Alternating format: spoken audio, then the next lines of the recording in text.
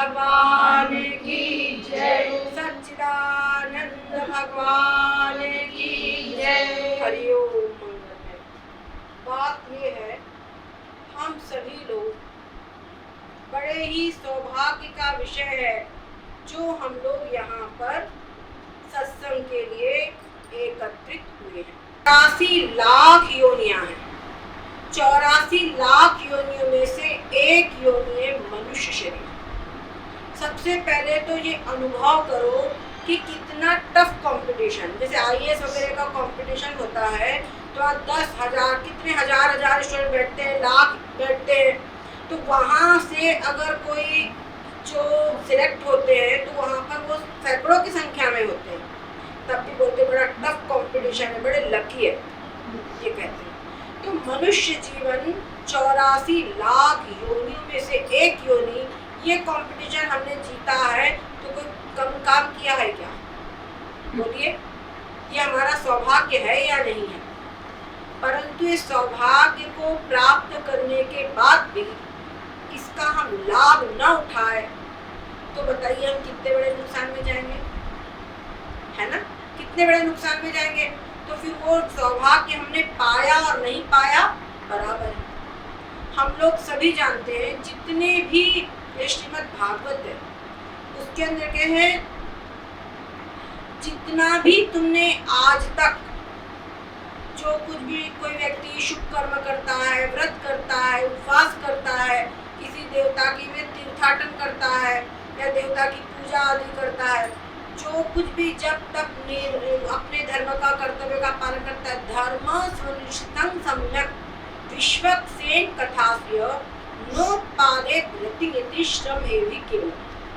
तुमने बहुत उपवास किया, व्रत किया, जप किया, तप किया, तीर्थाटन किया, लेकिन उस सब के बदले में अगर तुम्हारे हृदय में भगवान के प्रति प्रेम उत्पन्न नहीं हुआ, भगवत भक्ति उत्पन्न नहीं हुई, तो समझ लीजिए ये सारा का सारा तुम्हारे लिए व्यर्थ ही गया। तुम्हारा को क्या श्रम ही हाथ लगा। अपन बोलते ना क्या, हमको क्या श्रम ही हाथ लगा, परिश्रम ही हाथ लगा, लाभ हमको कुछ नहीं हुआ। तो समझो कि अगर उनको भगवत भक्ति उत्पन्न नहीं हुई तो श्रम ही हमारे हाथ में लगा। और भगवत भक्ति क्या, जैसे मीरा की भक्ति थी, ठीक है, ये सब भक्ति है। पर भक्ति जब होती है, जो पराभक्ति होती है, भगवान का जो पर स्वरूप है, उस स्वरूप के प्रति जो प्रेम है वो पराभक्ति है। और पराभक्ति भी कब उत्पन्न होती है? जब हमारी भक्ति पूर्ण रूपे निष्काम होती है और पूर्ण रूपे अहेतुकी भक्ति होती है। उस अहेतुकी और निष्काम भक्ति का फल होता है कि हमको किसी भी प्रकार से कोई ऐसा योग बनता है जिसके द्वारा उस परमात्म तत्व का उपदेश प्राप्त होता है, उस परमात्म तत्व के स्वरूप का ज्ञान होता है, जिसको जान करके क्या होता है, इस संसार से वो मुक्त हो जाता है, जन्म मरण रूपी बंधन से मुक्त हो जाता है, वो ज्ञान हमको प्राप्त होता है। श्रीमद् भागवत में वर्णन आता है,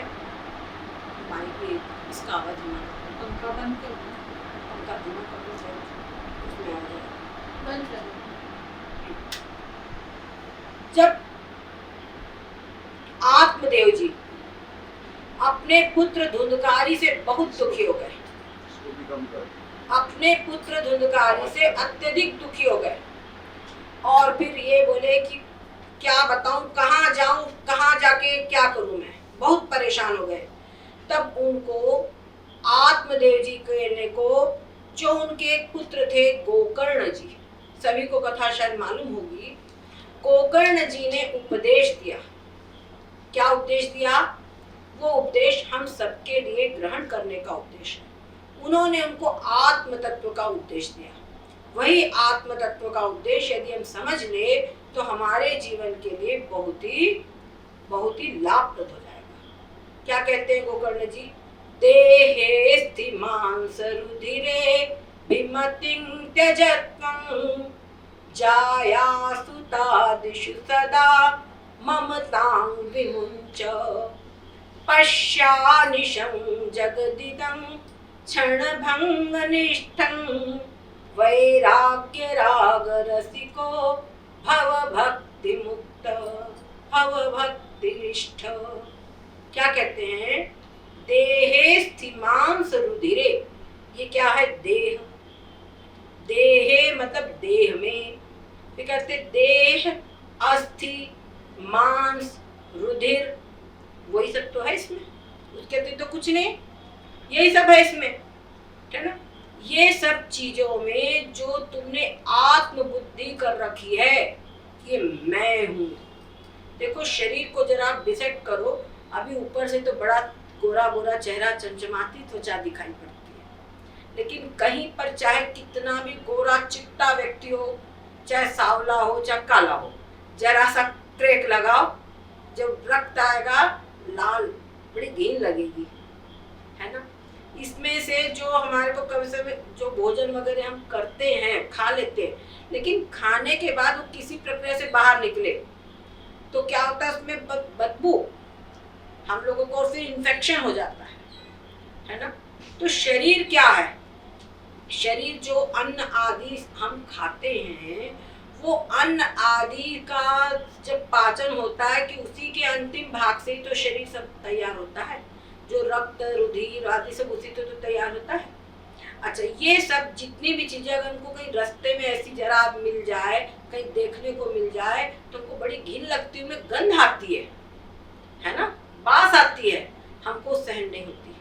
पर वही सब लपेटा हुआ और उसके ऊपर बढ़िया सुंदर पैकिंग, वही सब तो है। वो पैकिंग किया हुआ है, उसको हम ढोते हैं क्या बोलकर? मैं हूँ, ये अमुक नाम वाला मैं हूँ, ये मैं हूँ। ये जो मैं हूँ ये बुद्धि है, इसी का नाम है आत्म बुद्धि।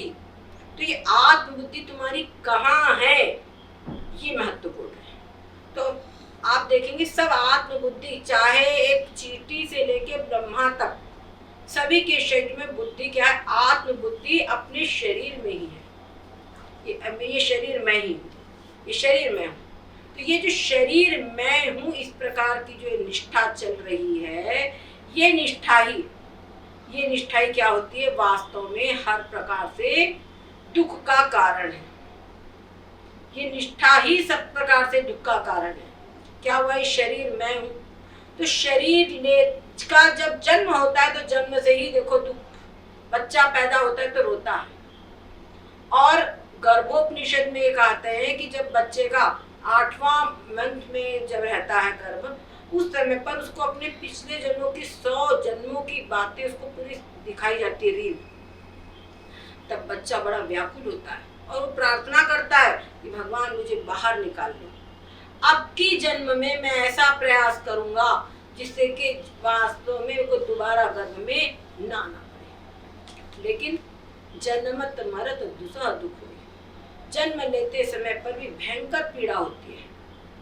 उस पीड़ावश वो जो अपना संकल्प करता है भूल जाता है, वो भूल जाता है, फिर इस संसार में लग जाता है। कतिपय होते हैं जो पूर्व जन्मों के बहुत संस्कार होते हैं, तो उनके वशीभूत होकर उसको याद रहता है और वो उसके लिए प्रयास करता है। और जो प्रयास करता है वो कुछ पाता भी है, और जो प्रयास नहीं करेगा वो कैसे पाएगा? ये जो तत्व है बड़ा ही कठिन है। तो कहते हैं देहे स्थिमांस रुधिरे विमतिं त्यजत्वम्, इस शरीर के अंदर में तुमने जो मैं बुद्धि बना रखी है इसको त्याग दो। क्योंकि शरीर का जन्म हुआ न, मेरा जन्म हुआ, वो जन्म लग गया कष्ट, और जन्म से लेकर के मृत्यु तक की यात्रा देखो तो कुछ ना कुछ सबके अच्छा अमीर से अमीर आदमी होगा, जरा उससे थोड़ा सा आत्मीयता बढ़ाओ। क्या समझे आप? जब आत्मीयता बढ़ाओ, जो दिल की धीरे धीरे जब कहने लगेगा ना, तो पता चलेगा कि अंदर में कितना दर्द। हम तो इनको बड़ा सुखी समझते थे, ये हर जगह पे निकलेगा। क्योंकि मनुष्य शरीर ये मर्त लोक है, यहाँ पर भगवान स्वयं भी अगर मनुष्य लोक में आएंगे तो उनको भी दुख उठाना पड़ेगा। भगवान राम जी भगवान थे, लेकिन जरा विचार कीजिए, जिस सीता का वियोग सुनकर के हम लोगों को दुख लगता है, निर्दोष सीता, उनके साथ कितना कठोर व्यवहार उनको करना पड़ा, है ना। और वहां पे वो भी सबको दिखाई देता है, राज सुनाई दीन वनवासु, वो 14 वर्ष जंगल में वैसे गए, कठोर जंगल में, ठीक है ना। तो जब भगवान के साथ में ये बात है तो हम लोग कौन सी चीज है, ठीक है ना, हम लोग कौन सी चीज है। तो इस प्रकार से जीवन जो है क्या है, जन्म से लेके मृत्यु तक, और मृत्यु तो प्रसिद्ध है, मृत्यु जो है वो तो प्रसिद्ध है दुख के रूप में। कहते हैं मृत्यु के समय पर 72,000 बिच्छुओं के काटने से जो कष्ट होता है वही कष्ट होता है, समझ गए। 72,000 बिच्छुओं के काटने का कष्ट, बोले हम क्या जाने, किसी को एक बिच्छू काटा हो तो वो जान सकता है, मेरे को बिच्छू काटा है इसलिए मैं बता सकती हूँ। बिच्छू के काटने का कष्ट ऐसा होता है जैसे कि जलता हुआ अंगीरा कोई हमारे ऊपर रख दे, कोई हमारे शरीर पर रख दे, जलता हुआ अंगीरा, दहकता हुआ अंगीरा, तो क्या हालत होगी बताइए।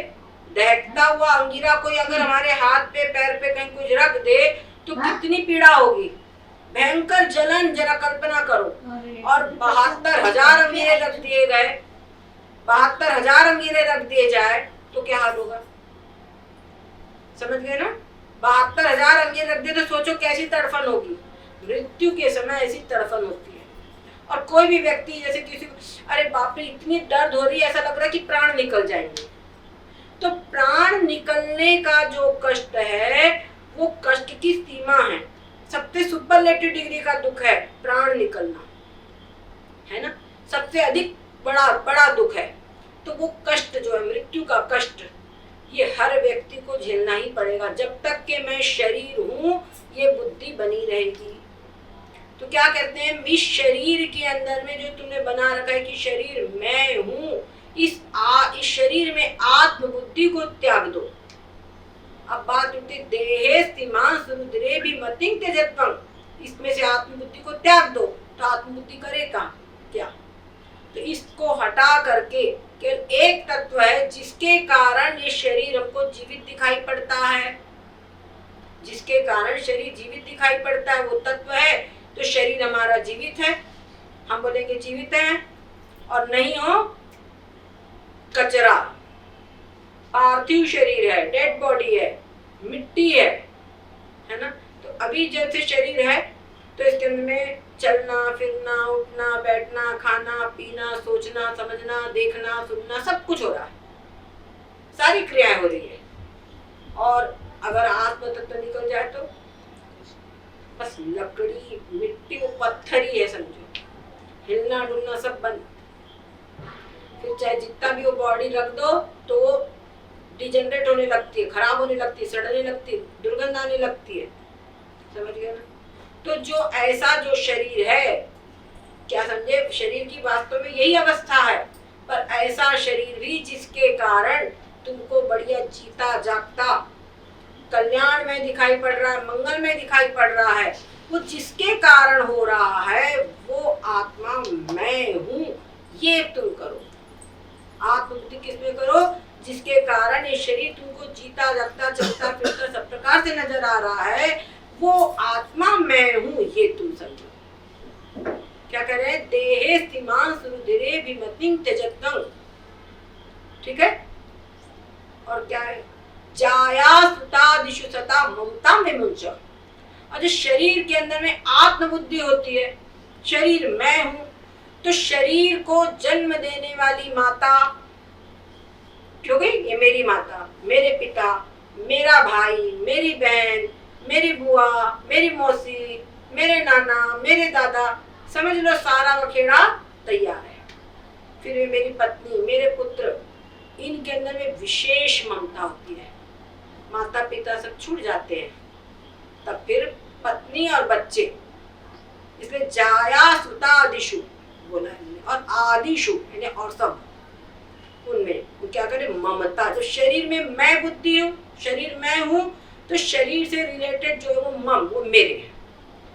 शरीर मैं आई बुद्धि, मैं आई एम बॉडी, जब आई एम बॉडी तो इसके संबंधित जो कुछ रिलेटिव है वो सब मेरे हैं। वो कौन है, मेरे हैं। और पत्नी और पुत्र में सबसे ज्यादा ममता रह जाती है, इसलिए जाया सुतादिषु कह दिया, ठीक है। उनमें क्या करो, ममता को त्याग दो। जो शरीर में आत्मबुद्धि है तो तुम्हारे रिलेटिव में मम बुद्धि है। शरीर में आत्मबुद्धि समाप्त हुई, शरीर में नहीं हूँ, मैं तो आत्मा हूँ, तो आत्मा का न जन्म है न आत्मा का मरण है, आत्मा के साथ किसी का कोई संबंध नहीं है। ठीक है, तो जब ये बुद्धि जागृत होगी तो अपने पत्नी पुत्र जो सब रिलेटिव्स है, स्वजन संबंधी, उसमें जो मम बुद्धि है, मेरे हैं ये मेरे हैं, वो मम बुद्धि समाप्त होगी। और उनमें नहीं, फिर ये मकान मेरा, ये धन मेरा, इतना मेरा बैंक बैलेंस है, ये भी तो क्या है, मिथ्या अभिमानी है। सब यही रह जाएगा, सब यही रह जाएगा। बस तू अपने जीते जी इसका जितना सदुपयोग कर लो। तुम्हारे घर में भोजन बनता है, कम से कम 1 किलो चावल बना, घर में दाल बनी, सब्जी बनी, और क्या सारा तुम खा सकते हो?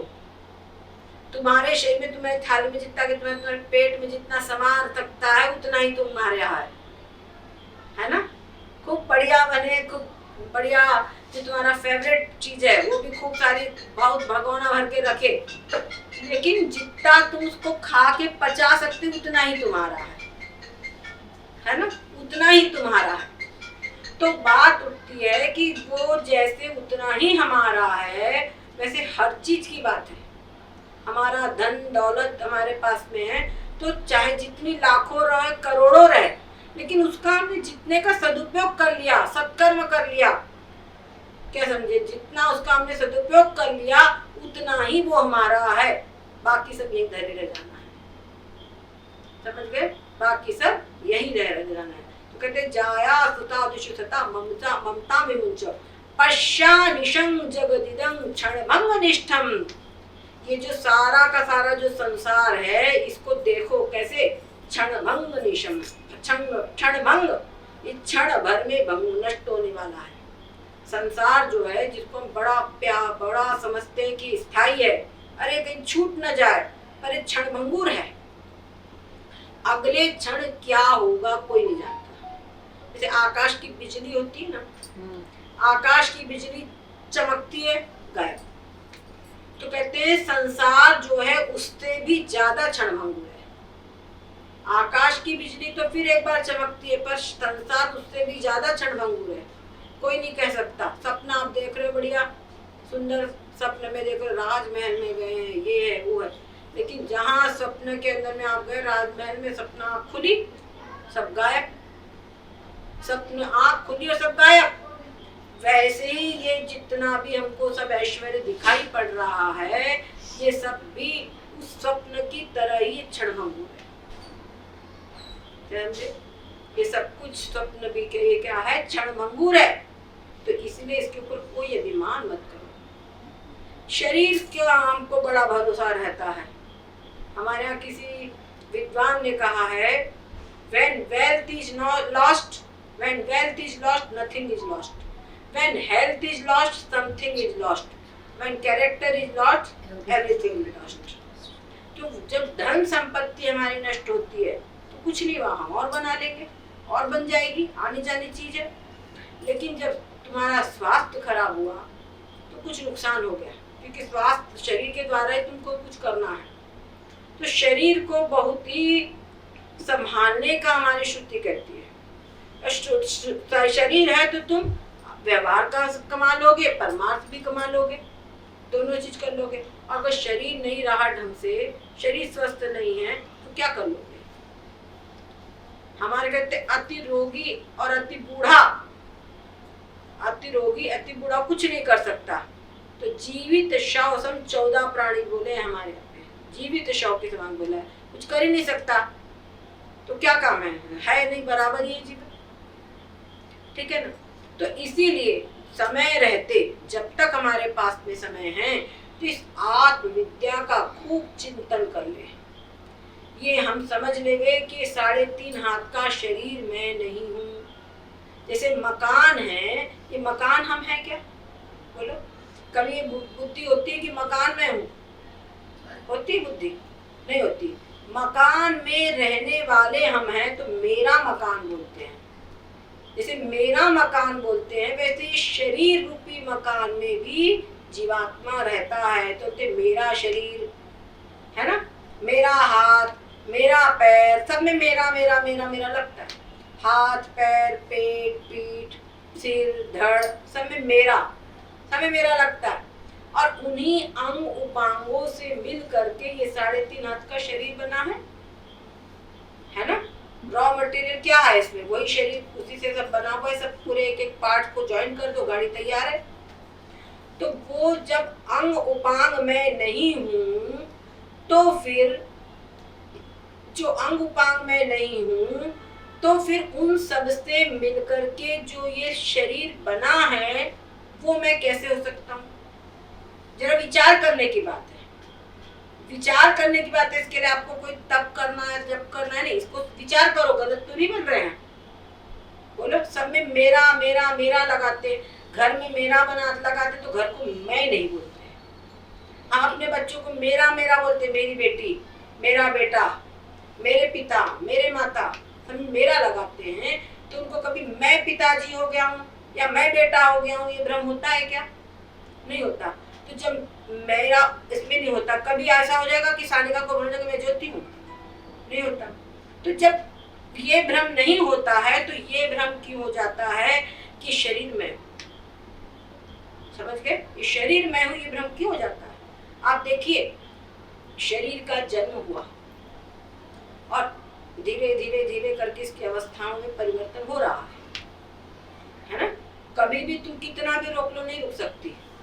और एक बात और है, अगर कहीं शरीर की समय के साथ होने वाली अवस्थाओं में परिवर्तन रुक जाए, समझ गए? जो बच्चा है 10 साल का हो जाए, लेकिन फिर भी बच्चे की वो जो शरीर की स्थिति 3 वर्ष जैसी बनी रहे, 6 महीने जैसी बनी रहे, तो क्या होगा? माता पिता के लिए फिर भी टेंशन है। क्या बताए, 10 साल का हो गया हमारा बच्चा इतना सा है, तब डॉक्टर के पास ले लेके भागेंगे। होता है कि नहीं होता? बोलो। तो वो जो परिवर्तन है वो स्वाभाविक है, वो परिवर्तन अपेक्षित है। अगर नहीं हुआ तो भी टेंशन है। अगर चलो भाई परिवर्तन रुक जाने से हमको संतुष्टि है, तो वो भी संतुष्टि नहीं है। गलत तो नहीं कह रहे? तो परिवर्तन अवश्य भावी, जो संसार का नियम है वो होगा ही होगा। और बहुत कठोर एक सत्य और भी है, कोई व्यक्ति अत्यंत बूढ़ा हो जाए, घर में अत्यंत बूढ़ा हो जाए, न जाए उठा न जाए बैठा, सब तरस रहा है, तो भी घर के लोग बोलते भगवान अभी भी बनाते होता है ना। वो व्यक्ति भी कहता है कि अब हमारे यहाँ पर एक मुद्रासन माता जी थी, 103 वर्ष की उनकी आयु हो चुकी थी।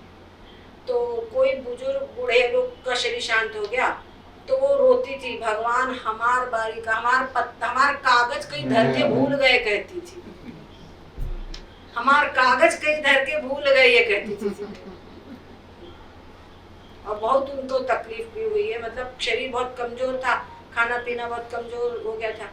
अब शरीर है तो भूख तो लगेगी, लेकिन डाइजेस्ट नहीं होता, बहुत दिक्कतें होती है। इसीलिए ये नहीं होना कि भाई शरीर से मोह बहुत है, सबको बड़ा मोह रहता है। शरीर जो है अत्यंत प्रिय है अपना शरीर, लेकिन फिर भी इस शरीर को हम हमेशा नहीं रख सकते। क्या समझे? इस शरीर को हम हमेशा नहीं रख सकते। एक समय ऐसा आएगा कि उस शरीर को रखना ही दुखदायी हो जाएगा। इसलिए शरीर से मोह करके कोई लाभ नहीं है, बल्कि ये जो शरीर है इसके स्वभाव को समझ लो। ये शरीर जो है विनाशी है। हरिओम हरिओम। शरीर क्या है? विनाशी है, और ये अवश्य ही विनाश होगा, अवश्य ही नष्ट होगा। समझ रहे ना? कोई इसको रोक नहीं सकता। बड़े बड़े राजा महाराजा, बड़े बड़े प्रधानमंत्री, राष्ट्रपति, चाहे जो हो जाए, समझ गए ना, सबका अंत होगा ही, पक्की बात है। और जब उन सबका अंत होगा, ये तो बहुत छोटी बात है, हमारे यहाँ भगवान भी जो अवतार रूप में आए हैं उनका भी शरीर नहीं रहा।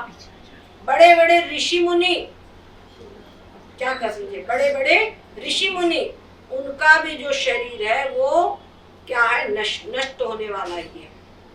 तो ये शरीर को हम सोचे हमेशा बने रहे, हमारे बने रहे, तो ये बनाए रखने में बुद्धिमानी नहीं है।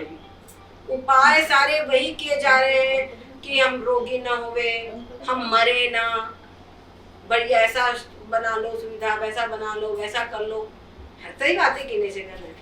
तो उपाय सब ये किए जा रहे हैं कि हम मरे ना, परंतु परंतु ये विवेक नहीं है। विवेक ये है कि विनाशील शरीर को प्राप्त करके, विनाशी शरीर को प्राप्त करके जो अविनाशी तत्व है उसको हम प्राप्त करें। समझ गए?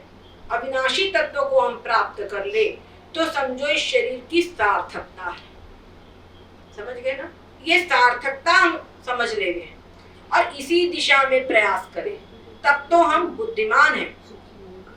हमारे भगवान श्री कृष्ण चंद्र जी, उन्होंने कहा 15वें अध्याय में, एतद् बुद्ध्वा बुद्धिमान स्यात्। इस आत्म तत्व को प्राप्त करके ही बुद्धिमान होता है। किसको प्राप्त करके? इस आत्म तत्व को प्राप्त करके। ये नहीं बोला डॉक्टर बन के बुद्धिमान हो जाता है, इंजीनियर बन के बुद्धिमान होता है, अंतरिक्ष का ज्ञान प्राप्त करके बुद्धिमान हो जाता है, ये नहीं कहा। क्योंकि सारे चाहे जितना तुम ज्ञान कर लो, जितना करो, पर जहाँ मृत्यु की घड़ी है सारा ज्ञान फेल है, सब फेल है। आइंस्टीन का कहाँ पता है आज? कहीं एडिसन का कहीं पता है आज? किसी का नहीं पता। न्यूटन का कहीं पता है? नहीं पता। सब चल बसे यहाँ से। अच्छे अच्छे राजा महाराजा सब चल बसे यहाँ से। तो ये शरीर भी नष्ट होगा ही, और हम सोचें इसको बनाए रख लेंगे तो बनाए रखने में भी अंत में दुख ही है ना? इसलिए जब तक हमारे हाथ पांव अच्छे हैं, जब तक के शरीर के अंदर में कोई रोग नहीं है, तब तक के जितना हम शुभ कर सके उतना शुभ कर लो। और सबसे बड़ा शुभ यही है, सबसे बड़ा सत्कर्म ये है कि अपने आत्म स्वरूप को जान लो। क्या समझे? अपने आत्म स्वरूप को जान लो। हमसे कोई आए पूछे आपका नाम, तो सब लोग अपना नाम बता देते हैं। बस वो नाम किसका होता है? शरीर का होता है। पर विचार करो कि नामकरण संस्कार किया जाता है, तो नामकरण संस्कार किसका किया जाता है? जिसका जन्म होता है उसका नामकरण संस्कार किया जाता है ना? और नहीं तो नामकरण संस्कार, आत्मा का नामकरण संस्कार तो नहीं होता। अगर आत्मा की, तो आत्मा तो शरीर के जन्म के पहले भी था।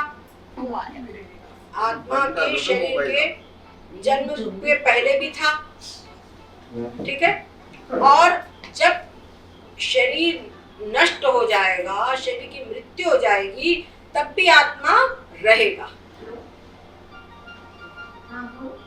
आत्मा तब भी रहेगा, लेकिन बीच में जो शरीर है ये जन्म और मृत्यु। समझ गए ना? इसका जन्म हुआ और उसका मृत्यु हुई, लेकिन आत्मा का न जन्म है न मृत्यु है। और जन्म जिसका है तो उसके बाद में उसके अंदर में सारे विकार हैं।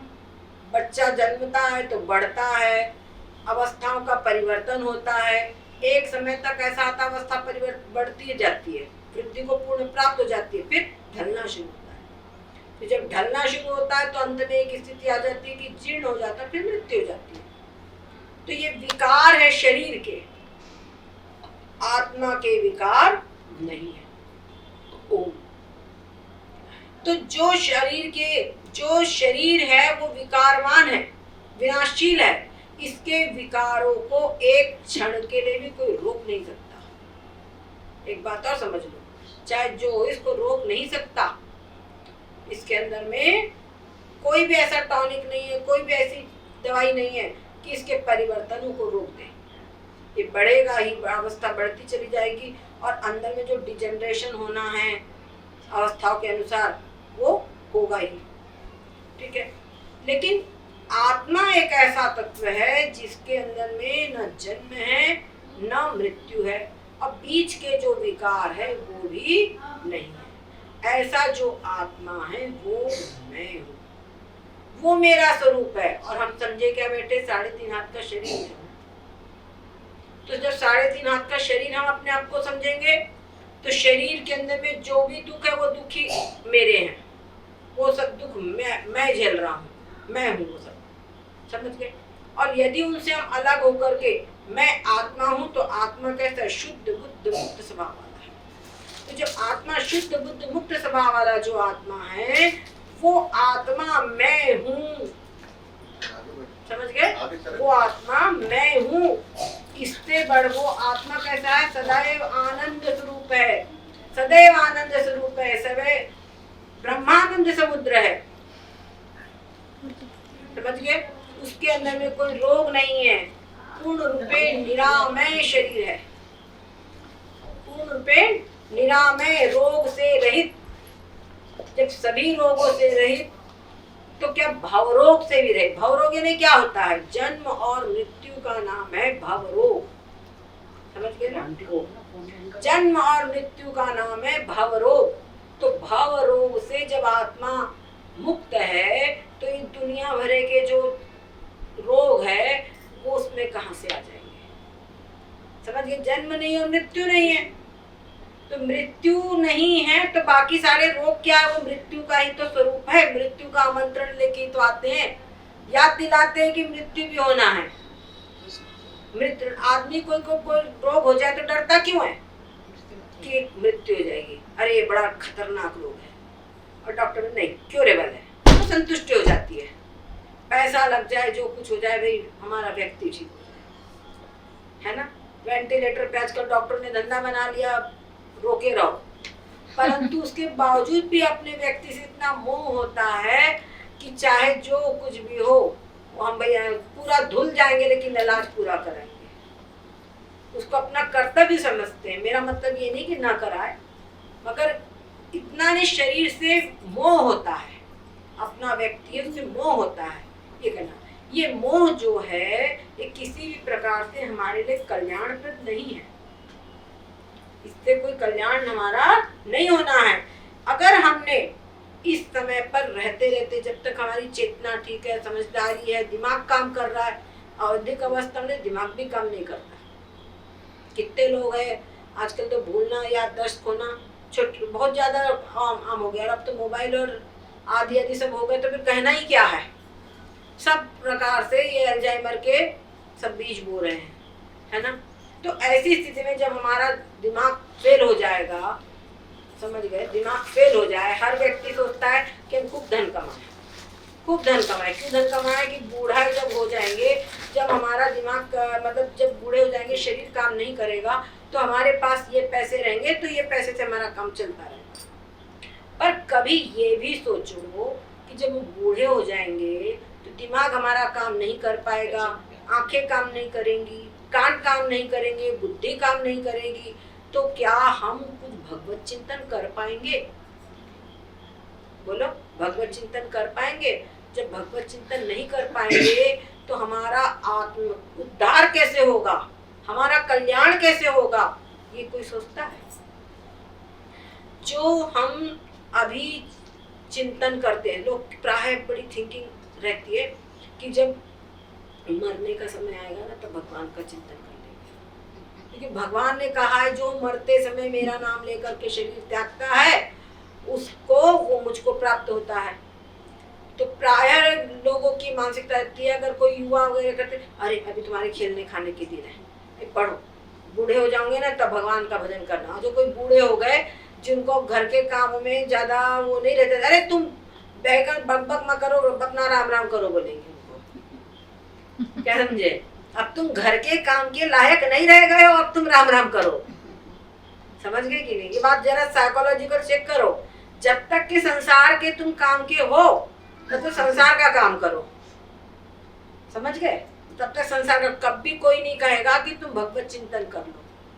अच्छा, तो उधर गए तो बोलते अरे ये तो भक्तनों की है, इससे बाकी का घर के लोग ये भी देखा जाता है कि बहू ज्यादा पूजा पाठ करने लगती है तो तेरे उसी में रहेंगी तो घर के काम नहीं करेगी। ये तक साइकोलॉजी देखी गई है। परंतु क्या ये साइकोलॉजी एक समय सबको, ये मृत्यु किसी का नहीं छोड़ने वाली है। खूब चूस लो संसार के लोगों को, अपने आप को चुसा दो। समझ गए ना? लेकिन जो मृत्यु की घड़ी है वो सबके लिए समान आएगी। अगर तुमने जीवन रहते रहते भगवत चिंतन किया है, आत्मचिंतन किया है, कभी आप लोगों को बुखार आ जाए, कभी कोई अनहोनी हो जाए, एक्सीडेंट हो जाए या कोई रोग आ जाए, तब आप चिंतन देखो कि हमारा कुछ समय पर क्या, तुम घर के काम के कुछ नहीं हो, और उस समय बोलो चलो लेटे लेटे पड़े पड़े तो तुमको कोई काम है नहीं, तो अभी भगवत चिंतन करो, अभी आत्मचिंतन करो। तो उस समय बोलेंगे क्या बताएं, बिल्कुल शरीर काम नहीं कर रहा है, अरे तुम्हारे पास कोई काम नहीं है और तुम फिर भी तुम भगवत चिंतन नहीं कर पा रहे, शरीर बिल्कुल काम नहीं कर रहा है, बुखार बहुत है, समय मन नहीं बुखार वरना बहुत शरीर है, नहीं हो जाता। मन नहीं शरीर लगेगा। बहुत तकलीफ में है, तो उस समय तुम्हारा मन नहीं होता। जरा कल्पना करो कि मृत्यु के समय क्या ये सब चीज तुम्हारे पीछा छोड़ देगी? उस समय तो भयंकर पीड़ा होती है, 72,000 बिच्छों के काटने जैसी पीड़ा होती है। तो जब उस समय पर जब भी थोड़ी थोड़ी बीमारी, हारी बीमारी में भगवत चिंतन छूट जाता है, क्या बोलते हैं, बीमार पड़ गए तो छूट गया हमारा, ये बोलते हैं कि नहीं बोलते? घर में प्रॉब्लम आ गई तो छूट गया, बच्चा बीमार हो गया तो छूट गया, और अपने बीमारी में छूट गया, हमारे नित्य नियम सब बेकार हो जाए, आप ही के नहीं हमारे भी खराब हो जाते हैं। जब तक तबीयत खराब होवे तो नित्य नियम सबका डिस्टर्ब हो जाता है। परंतु उस डिस्टर्बेंस के समय पर भी अगर हमारा भगवत चिंतन चल रहा है, अगर हमारा आत्मचिंतन चल रहा है, तो समझो टेस्ट में हम पास हैं। परंतु अगर उस समय नहीं चलता है तो आप ये कैसे कल्पना कर सकते हो कि जब इस समय नहीं चल रहा है तो हम जो फाइनल एग्जाम होगा उसमें हम सक्सेस हो जाएंगे? ये कैसे सोच सकते हो? उस समय हमारा भगवान का नाम निकल जाएगा, कैसे सोच सकते हो? उसमें से कहीं अधिक वेदना, कहीं अधिक पीड़ा होगी, समझ रहे ना? तो उस समय के लिए हम क्या तैयारी कर रहे हैं? उस समय की तैयारी उस समय नहीं होती। जो अच्छे विद्यार्थी होते हैं वो जुलाई को मार्च समझ करके पढ़ना शुरू करते हैं, तब उनके कुछ अच्छे रिजल्ट आते हैं, और नहीं तो फिर नक्कल मारेंगे, इधर से उधर नक्कल मारेंगे, और नकल मार के भी पासिंग नंबर मिल जाए तो मिल जाए, उससे ज्यादा नहीं मिल सकता। क्या समझे? हमारे भगवान ने कहा, क्या समझे, अगर मान लीजिए हमको कुछ अच्छा चाहिए है, कुछ अच्छा रिजल्ट चाहिए है, तो बच्चे को भी खूब अच्छा परिश्रम करना पड़ता है। तो हमको भी मनुष्य जीवन का कुछ सर्वश्रेष्ठ पुरस्कार है आत्म साक्षात्कार। जब आत्म साक्षात्कार हो जाता है तो जन्म और मृत्यु से छुटकारा प्राप्त हो जाता है। तो आत्म साक्षात्कार हमारा जो मनुष्य जीवन का जो अंतिम पुरस्कार है, उसको प्राप्त करने के लिए हमको प्रयास करना चाहिए। समझ गए? अगर हमने, अच्छा ये जो तत्व है हमको इसका उपदेश कहाँ प्राप्त होता है? इसका तत्व का उपदेश प्राप्त है साधु समाज में। साधु समाज में जो ऐसे ब्रह्मनिष्ठ महापुरुष होते हैं, उनकी संगति में ही ये चीज हमको प्राप्त होती है, उसके अतिरिक्त हमको प्राप्त नहीं होती। जैसे अग्नि के पास ही हमको गर्माहट मिलेगी, है ना? तो ऐसे भगवत भक्त जो आत्मनिष्ठ ब्रह्मनिष्ठ महापुरुष है, श्रोत्रिय ब्रह्मनिष्ठ, उन्हीं के पास में हमको ये आत्म तत्व का उपदेश, आत्म तत्व का परिचय हमको प्राप्त होगा, उसके बिना हमको प्राप्त नहीं हो सकता। पश्यानिशं जगदिदं क्षणभंग निष्ठं, ये सारा जो संसार है ये क्या है? क्षणभंगुर है, क्षणभंगुर है। और थोड़ा सा और आगे बता चलो तो बोलते हैं ये स्वप्न के समान कल्पित है। क्षणभंगुर है और स्वप्न के समान कल्पित है, दोनों बातों में अंतर है। क्षणभंगुर का मतलब क्या? इसका अस्तित्व तो है लेकिन तुरंत नष्ट होने वाला है। और स्वप्न के समान कल्पित का मतलब क्या हुआ? स्वप्न जो पदार्थ है, तुम बहुत हीरे मोती देखो सपने में, लेकिन जागो तो कुछ सब है ही नहीं, पता चलता वो सब झूठे, वो है ही नहीं। लाओ, सपने में देखा था उसको पकड़ के लाओ, सपने में हाथी देखा था बड़ा सुंदर, लेके आओ, उसका फोटो खींच के रख लेना चाहिए था। संभव है? नहीं है ना? जो तुम्हारी यहाँ की चीजें वो यही रहेगी। जागृत अवस्था में जो तुम्हारे पास मोबाइल है वो स्वप्न अवस्था में फोटो खींचने के काम नहीं आएगा। और स्वप्न अवस्था में बढ़िया बढ़िया अगर तुमने देखा हो तो तुमको जागृत अवस्था में काम नहीं आएगा, है कि नहीं? स्वप्न अवस्था में तुम करोड़ रुपया देख लो तो जागृत अवस्था में कोई काम नहीं आएगा। तो वो सब जैसे स्वप्न पदार्थ है वो नहीं है, समझ के? दोनों में अंतर हो गया। तो संसार जो ये प्रारंभिक जिज्ञासु है उसको बताया जाता है कि संसार क्षणभंगुर है, संसार क्षणभंगुर है। और जब वही जो जिज्ञासु है जब परिपक्व हो जाता है तो वो समझता है कि संसार स्वप्न के समान है ही नहीं, स्वप्न समान झूठ जग जानो। ये संसार जो है स्वप्न के समान मिथ्या है, झूठा है। ठीक है? कहते हैं सेवस्व साधु धर्मान जही काम तृष्णा, कहने सेवा करो किसकी? साधु पुरुषों की, जही काम कामनाओं की, और तृष्णा का त्याग करके साधु पुरुषों की सेवा करो। क्यों? अगर तुम्हारे अंदर में संसार की पदार्थों की कामना हो तो तुम संसार के पदार्थों के लिए 5-5 साल 6-6 साल का कोर्स करने घर माँ बाप को छोड़ करके सब चले जाते हैं। और बल्कि पहले के समय में गुरुकुल में बच्चे को भेजा जाता था, समझ गए ना? गुरुकुल में बच्चे को भेजा जाता था तो बच्चे के अंदर में कुछ संस्कार आते थे, अपने धर्म, अपने माता पिता की इज्जत करना सब वो सीखता था।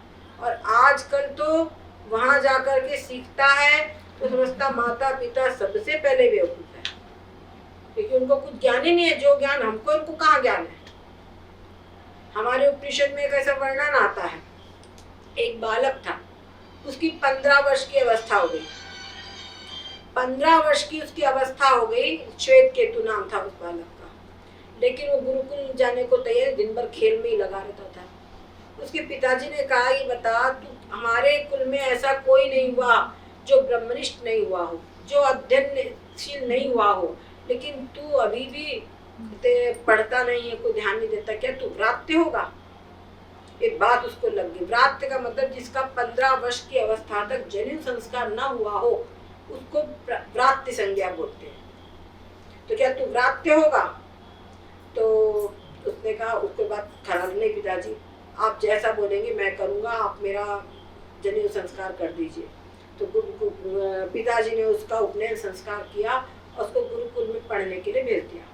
वो गुरुकुल गया, खूब अच्छे से मन लगाकर उसने अध्ययन किया, सारी शिक्षा उसने प्राप्त कर ली। घर आया तो पिताजी को प्रणाम ही नहीं किया। पिताजी ने देखा, अरे पिताजी समझ गए कि ज्यादा पड़ गया है। उद्दालक ऋषि थे उनके पिताजी। उन्होंने कहा, बेटा ये बताओ, जिसको जानकर सब कुछ जान लिया जाता है, क्या तुमने वो विद्या पढ़ी है? तो उसने बोला, पिताजी ऐसा कौन सी चीज है? मेरे गुरुजी ने तो मुझे कुछ नहीं बताया, लगता है वो नहीं जानते। पिताजी आप ही हमको ये बात बताइए, ये शायद आप ही जानते, आप ही बताइए। तब गुरुजी को, अपने पिताजी को नमस्कार किया, प्रणाम किया। तब पिताजी ने उनको तत्त्वमसि महावाक्य का उपदेश दिया है 9 बार। उनको 9 बार तत्त्वमसि महावाक्य का उपदेश दिया है। तब वो उपदेश प्राप्त करके तब उसके अंदर में क्या हुआ? देह निष्ठा बढ़ गई थी। पहले क्या था, सब जो शिक्षाएं प्राप्त की थी उसे देह निष्ठा बढ़ी थी। अरे हम डॉक्टर है, हम इंजीनियर है, हम अमुक है। और शास्त्रों का भी ज्ञान अगर कोई, उसके पास में कोई अनुभूति नहीं है, तो हमने इतने शास्त्र पढ़े हैं, पूरी भगवत गीता हमको कंठस्थ है, पूरे उपनिषद याद है, पूरी अष्टाध्यायी हमको याद है, पूरा ब्रह्म सूत्र बोलो जैसा था शास्त्रार्थ कर लो हमको सब याद है। ऐसी अगर बुद्धि है तो देह निष्ठा को ही पुष्ट किया है, समझ गए? ये शास्त्र विद्या जो है ये तुम्हारे को मोक्ष दिलाने वाली नहीं हो पाएगी। ये शास्त्र जो अध्ययन किया है, शास्त्र विद्या भी ये क्या होगी? अपरा विद्या ही हो जाएगी। फिर समझ गए ना? ये अपरा विद्या ही हो जाएगी। अपरा विद्या मतलब जो रोटी आदि कमाने वाली व्यवहारिक विद्या है वो अपरा विद्या। और परा विद्या ने वो विद्या जो तुमको मोक्ष की प्राप्ति कराए। तो मोक्ष की प्राप्ति करने के लिए जरूरी नहीं है कि आप पूरे पूरे वेद आदि सब पढ़े हुए हो, लेकिन आपने कुछ चीज पढ़ा है और उनका अगर आपने अनुभव कर लिया है, क्या समझ रहे हैं? उनका आपने अनुभव कर लिया है, उनको आपने समझ लिया है,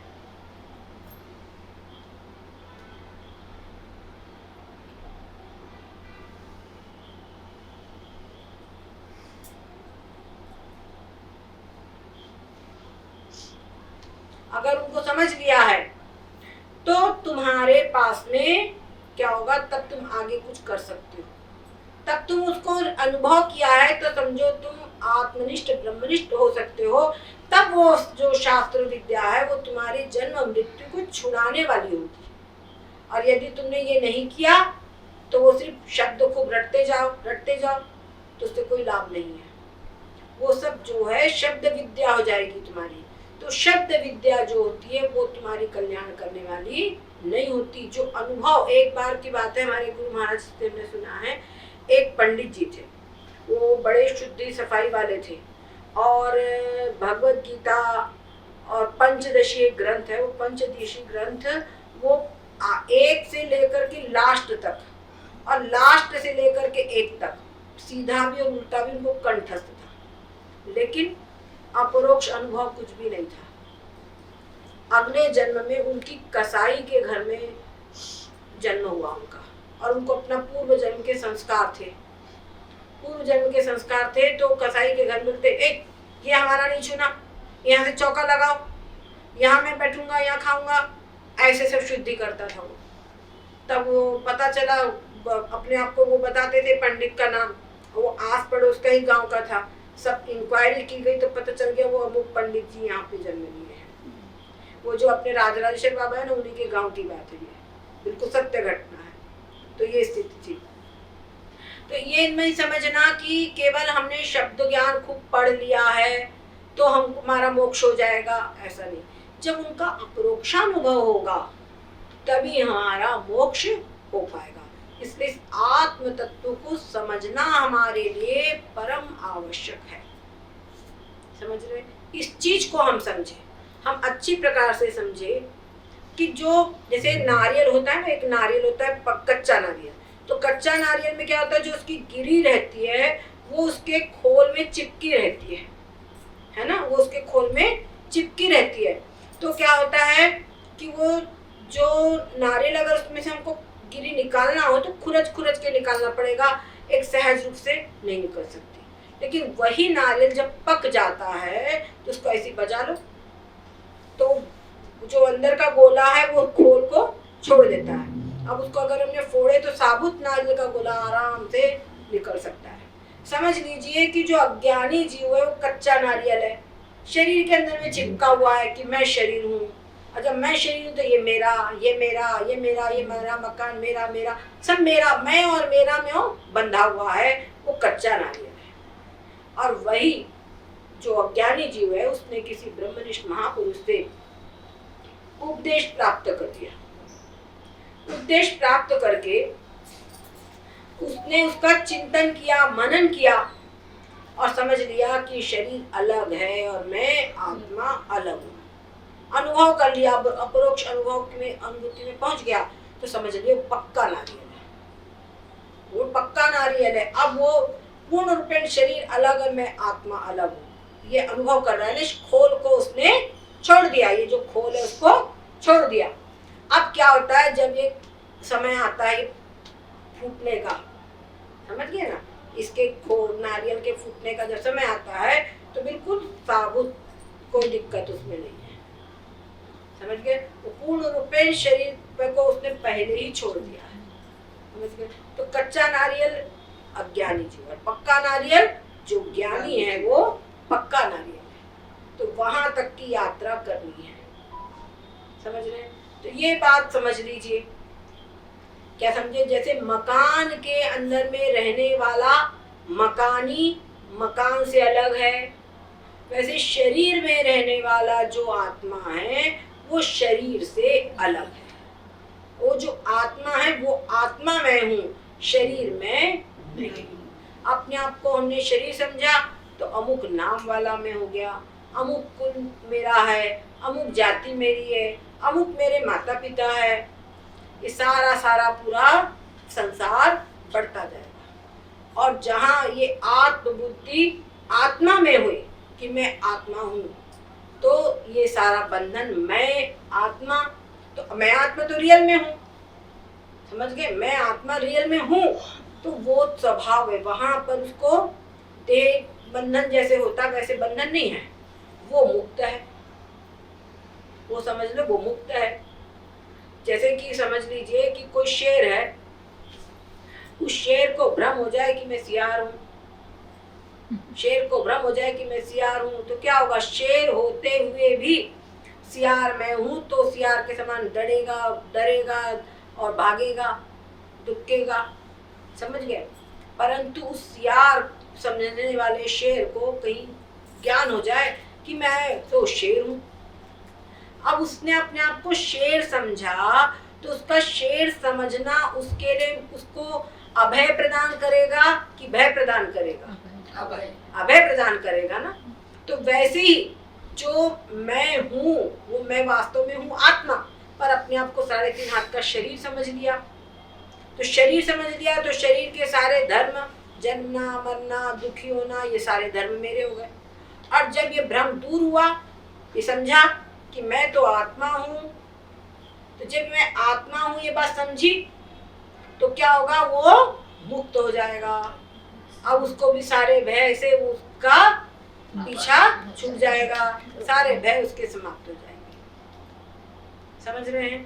तो सारे भय हमारे कहते हैं इस आत्म तत्व को जानकर शोक मोह और भय तीनों दूर हो जाते हैं। शोक की बात का, मैं जन्म में रहा हूँ, हाय मैं मर जाऊंगा, हाय मैं मर जाऊंगा, शोक है। और ये मृत्यु का भय भी है ना, मृत्यु का भय भी है। और मोह है शरीर, अरे मेरा, मैं ये शरीर मेरा छूट न जाए, ये मेरा, ये मेरे, ये मेरे, ये मेरी वस्तु, सब मोह है कि नहीं है। तो शोक मोह भय बना रहेगा जब तक अपने आप को शरीर समझेंगे। और जब अपने आप को पहचान लेंगे कि मैं कौन हूँ वास्तव में, मैं 3.5 हाथ का शरीर नहीं हूँ, मैं इसमें रहने वाला चैतन्य आत्मा हूँ। जब ये समझ लिया मैं चैतन्य आत्मा हूँ और मैं शुद्ध बुद्ध मुक्त स्वरूप हूँ, तो ये समझ लिया तो उसके आनंद से आनंदित होगा। अब शेर समान दहाड़, दहाड़ क्या है, अहम साक्षी अहम ब्रह्मास्मि, इस प्रकार से दहाड़ेगा, गर्जन करेगा। और जब ये गर्जना होगी तो सारे शोक मोह, सारा जो श्रृगालपना वो सब भाग गया, दूर हो जाएगा, समझ रहे। तो ये तत्व में ही हमको स्थित होना है, इस तत्व में हमको स्थित करना है। जो हम सवेरे या दिन में अपने भगवान की पूजा आदि करते हैं, भगवान को स्नान कराना आदि जो भी करते हैं पूजा, वहाँ पर आप ये प्रार्थना कीजिए भगवान से, भगवान आपका पारमार्थिक स्वरूप हमको दिखाइए। चलिए, भगवान का पारमार्थिक स्वरूप कौन क्या है, जो इस शरीर के भीतर में जो चैतन्य आत्मा है, वही चैतन्य आत्मा भगवान का भी पारमार्थिक स्वरूप है। सबके भीतर में आत्मा रूप से मैं ही विद्यमान हूँ। इस चीज को हमको अनुभव करना है। देखो श्वास चल रही है, श्वास के सहज रूप से चल रही है ना, अंदर बाहर। तो जब भीतर जाती है तो सो और बाहर जाती है तो हम। जो इसमें आत्मा है वो आत्मा सह, सह यानी वह, सह यानी वह, और वह क्या, वह आत्मा। और अहम यानी मैं, वो आत्मा मैं, ये चल रहा है। सो हम, ठीक है, सो हम, ये चल रहा है, 24 घंटे चल रहा है। आवश्यकता क्या है, हमको इस पर अपना ध्यान केंद्रित करने की आवश्यकता है। अगर इस पर हम अपना ध्यान केंद्रित कर दें तो कोई दिक्कत ही नहीं है, सब नॉर्मल है। फिर आवश्यक गड़बड़ क्या हो रहा है, इधर उधर ध्यान है, इस तरफ ध्यान ही नहीं है। तो श्वास तो हर समय चल रही है ना, बस इसके ऊपर अपना चित्त केंद्रित कर दे। सो इसमें कोई अलग से एफर्ट नहीं करना है कि सांस जल्दी जल्दी लेना है कि धीरे करना है, ऐसा कुछ नहीं करना है। तो श्वास जा रही है, बस सामान्य रूप से श्वास अंदर गई तो सो, बाहर गई तो। अर्थ क्या हुआ सोहम का, वापस यह वह सह यानी वह यानी आत्मा, जो शरीर के अंदर में जो आत्मा है, आत्मा अहम यानी मैं, ठीक है, हम सह। और वो संधि विसर्ग होता है ना, उसको संधि नियम के अनुसार ओ हो जाता है, तो सो हम। और अ का ऐसा वाला चिन्ह बनता ना असमान, उसको बोलते हैं अवग्रह चिन्ह, वो अ का हो जाता है, वो अ का लोप होकर के, तो सो हम चल रहा है, सो हम। आत्मा में, और हम लोग समझ कह रहे हैं शरीर में, तो शरीर की जगह पे आत्मा कर दो, सब सही है। ठीक है ना, अहम बुद्धि जो है सही जगह पे लग जाए, सब सही है। तो ये चिंतन आप लोग बराबर करते रहेंगे। ठीक है, और अगर किसी को कुछ पूछना हो तो आप लोग पूछ भी सकते हैं। और कल का सत्संग ज्योति दीदी के घर पे होगा, एड्रेस डाल देंगे। ठीक है, कल का यही से नजदीक ही है। हाँ, ठीक है, कल का सत्संग तगड़ी पार्क कल ज्योति दीदी के घर पे होगा, तो वहाँ पर सब लोग ऐसे ही सब लोग पहुँच जाएंगे। तो कल इससे आगे का कुछ बताएंगे। इस आत्मा को अनुभूति करने के लिए विशेष क्या हमको करना चाहिए, कैसे हम अनुभव करें, ये कल बताएंगे। ठीक है ना, तो अगर किसी को कुछ पूछना हो तो अभी पूछ लो, और नहीं तो हम बताएं कुछ और। बताओ, कुछ पूछना है? आत्मा का क्या स्वरूप है? जैसे जल का स्वरूप है, ठंडा बहता है, उसका गति रहती है ना, नीचे की ओर बहता है, वैसे आत्मा का क्या स्वरूप है? अग्नि का स्वरूप है, ऊपर चढ़ती है, गर्म है, तो आत्मा का क्या स्वरूप है? कैसे लोग समझेंगे आत्मा क्या? बहुत अच्छा प्रश्न है कि आत्मा का स्वरूप क्या है। देखिए, संसार की जितनी भी वस्तुएं हैं, उन सभी चीजों में हम नाम रूप आदि देखते हैं।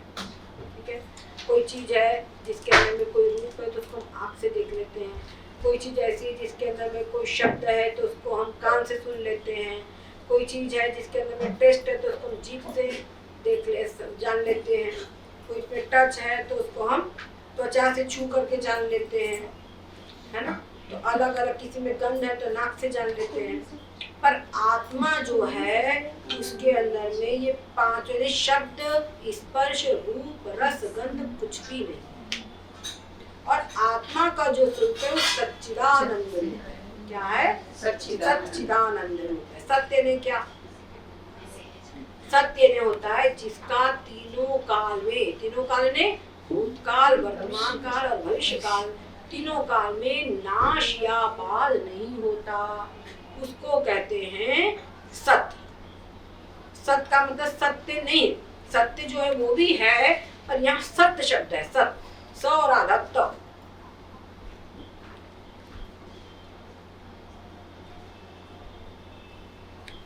ठीक है, तो जो सत्य है जिसका तीनों काल में नाश या बाध नहीं होता।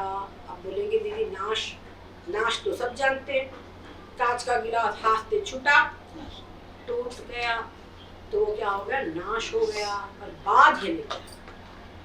अभी हमने बताया था, स्वप्न देख रहे हैं बढ़िया मस्त, अरे वाह क्या मस्त रसगुल्ले आए हैं, चलो खाया जाए। लेकिन तब तक किसी ने धक्का दिया या किसी ने आवाज दी, आँख खुल गई, सारे रसगुल्ले गायब। सारे रसगुल्ले गायब। अरे क्या बताए, स्वप्न देख रहे थे, यानी वो सही के थे ही नहीं, है ना।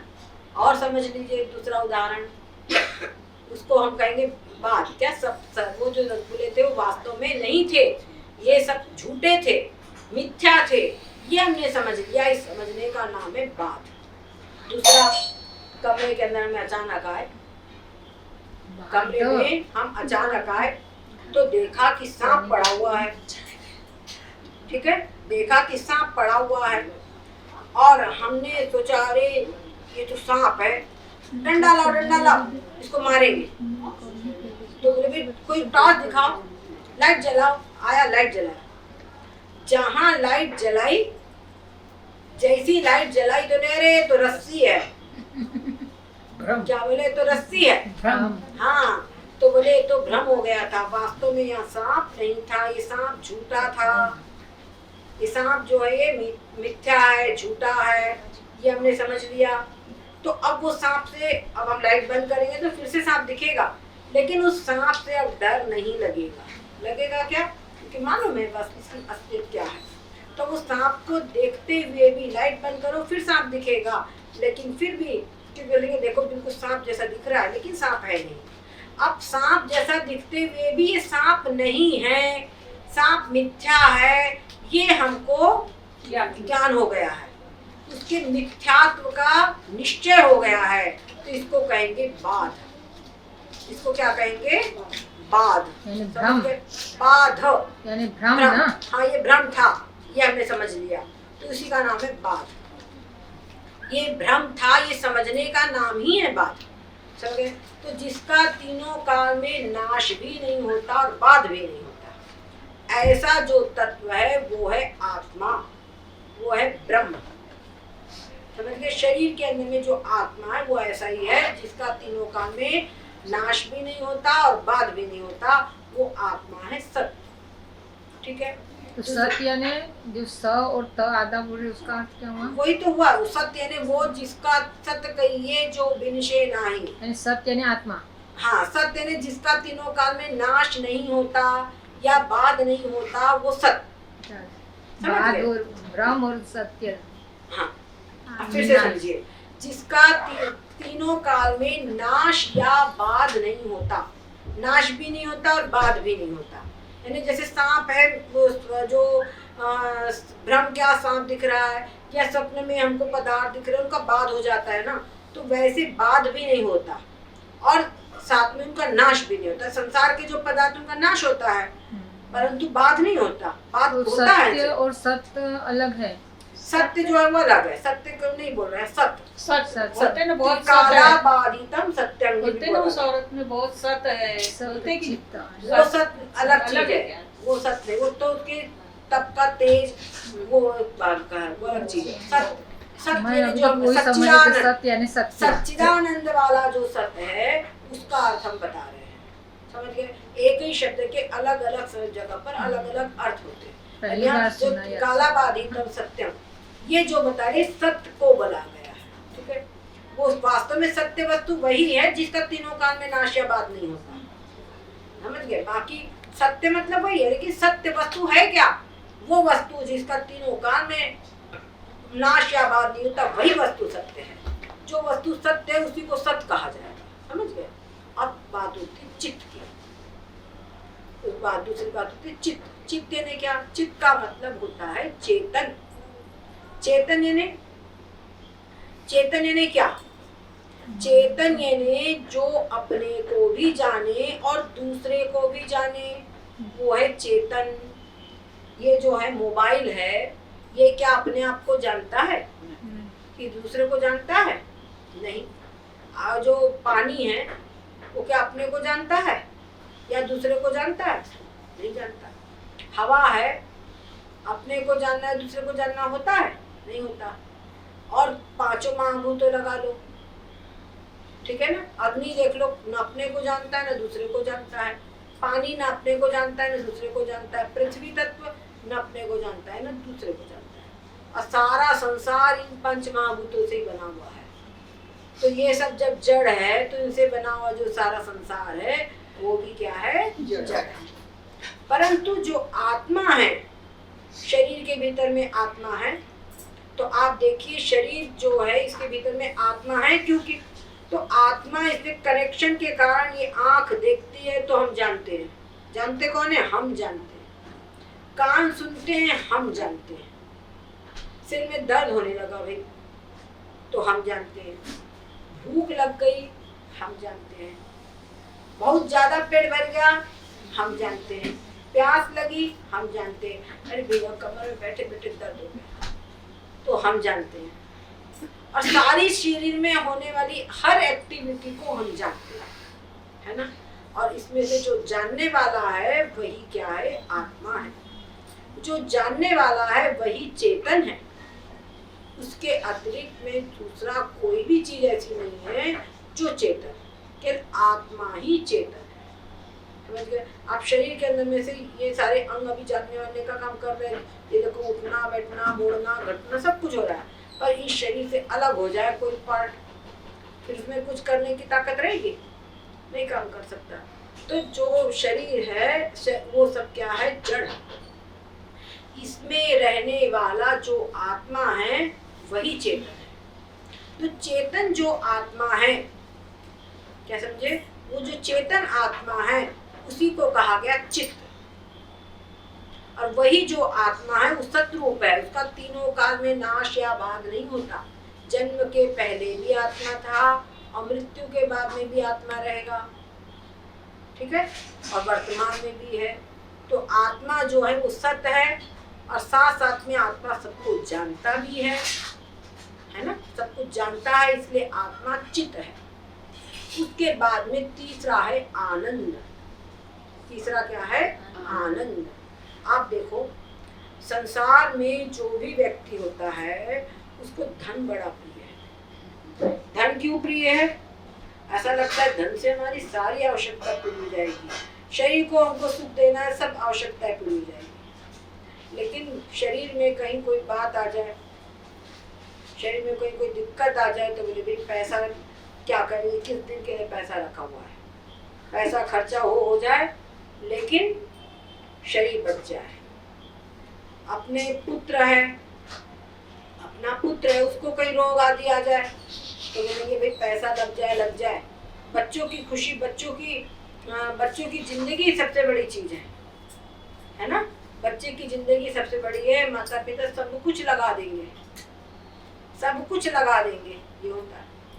अब वहां पर ये सब कुछ लगा करके बच्चे की जान बचाई गई, पर वही बच्चा जब समय आया तो वो आपके अनुकूल नहीं हुआ, सेवा नहीं करता है, बात बात में धमकी देता है, बात बात में कुछ आपका बहिष्कार करता है, अपमान करता है, तिरस्कार करता है, तो क्या बोलेंगे? कुपुत्रो जायेत क्वचिदपि वाली बोलते ना, कहते बंध्यत पंक्तु समीचीनम कुपुत्रो दुःखदायक। बोले ऐसे से तो नहीं होता तो अच्छा, ये कहा जाता है ना। तो क्या होता है, वो ऐसा जो कुपुत्र है, जो हमारे शरीर की सेवा नहीं करता, वो हमको प्रिय नहीं लगता। तो शरीर जो है पुत्र से ज्यादा प्रिय है अपना शरीर। अब अपने शरीर के अंदर में भी कहीं कोई रोग आ जाए, कुछ हो जावे, है ना, बहुत ज्यादा पीड़ा होने लग जाए, कोई डॉक्टर बोले कि भाई पैर काटना पड़ेगा, कोई स्थिति हो गई तो पैर काटना पड़ेगा तो आपकी जिंदगी बच सके, तो ठीक है डॉक्टर साहब काट लो, अब इसके अलावा कोई उपाय नहीं है। शरीर के महत्वपूर्ण पार्ट निकाल दिए जाते हैं कई बार जिंदगी बचाने के लिए, और वो रोगी बड़े प्रेम से पैसा देकर निकलवाता है, खुद पैसा देता हूँ तो डॉक्टर साहब निकाल दो, है ना। तो क्या है कि अपना शरीर, उन अंगों जो है अंग पार्ट, वो सब निकल दो, अपना जो हमारी जिंदगी बची रहे, है ना, हमारे प्राण बचे रहे, ये बोलते हैं। अब वहीं पर शरीर में कभी कुछ ऐसी स्थिति आ जाए, चाहे कुछ भी कर लो लेकिन बहुत तकलीफ है, भगवान इसे तो मैं मर जाऊं मैं सुखी हो जाऊं, इसे तो प्राण निकल जाए मैं सुखी हो जाऊं। तो प्राण को भी निकलने के बाद मैं सुखी हो जाऊं, तो मैं जो है वो कौन है? वो मेरा आत्मा ही है।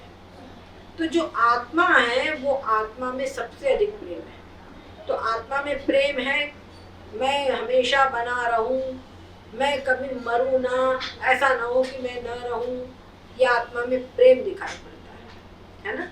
ये आत्मा में सबसे अधिक, सबको देख लो, अपना आप अंदर जो आत्मा है वो सबसे अधिक प्रिय है। तो वो जो आत्मा है प्रिय, वही व्यक्ति हो, वही चीज होती है जो सुख स्वरूप, जो आनंद स्वरूप हो। तो जो आत्मा है वही आनंद स्वरूप है, आत्मा में ही परम आनंद है। और देख लो, जितने बोलते कि आत्मा है तभी तक के सबसे प्रेम है हमारा, और नहीं तो प्रिय से प्रिय क्या करोगे, उसको निकालो। तो आत्मा जो है वो सच्चिदानंद रूप है। आत्मा का तो क्या है? यदि लोग समझते हो प्राण निकल गए तो आत्मा निकल गई, ऐसा भी सवाल करते हैं ना। हाँ, निकल तो जाती ठीक है, है वो ना। ऐसा लगेगा। क्या होता है, ये शरीर हमको दिखाई पड़ रहा है, ये शरीर है स्थूल शरीर।